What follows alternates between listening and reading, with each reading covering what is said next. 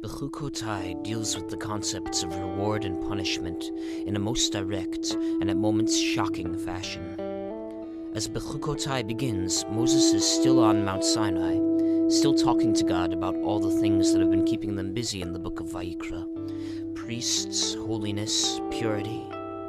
God starts by telling Moses that if the people of Israel keep their covenant and obey the laws of the Torah, then they will be rewarded with peace and tranquility in the land.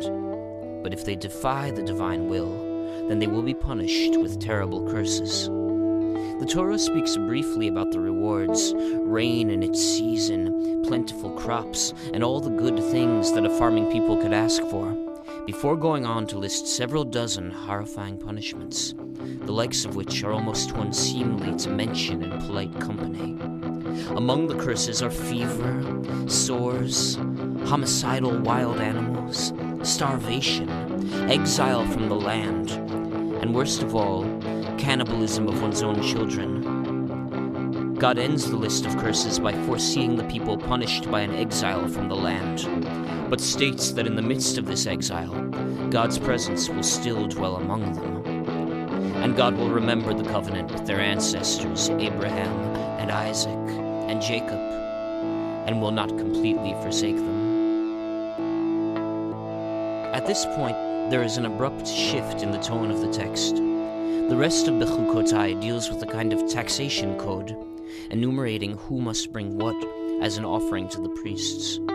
It seems as if the list of curses has terrified the Torah herself, and the text must take an abrupt about-face and delve into the most boring and prosaic of matters.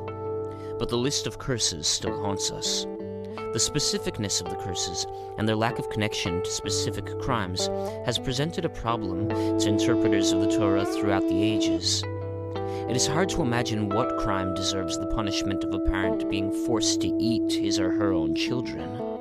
This last curse is particularly puzzling, for it seems to directly contradict another section of the Torah, the part that teaches that children will not be put to death for the crimes of their parents. It might seem to a reader of Bechukotai that we have caught God in a particularly volatile state of mind. The Holy One is so consumed with rage at the future wrongdoings of the children of Israel that God might break the very same commandments that the Torah originally set forth. But as in any conflict between people who love one another, the fire of anger is followed by remembrances of better times, and merciful tenderness is revealed. By the end of the list of curses, God has been so utterly emptied of rage that the mercy hidden behind the punishment can be revealed.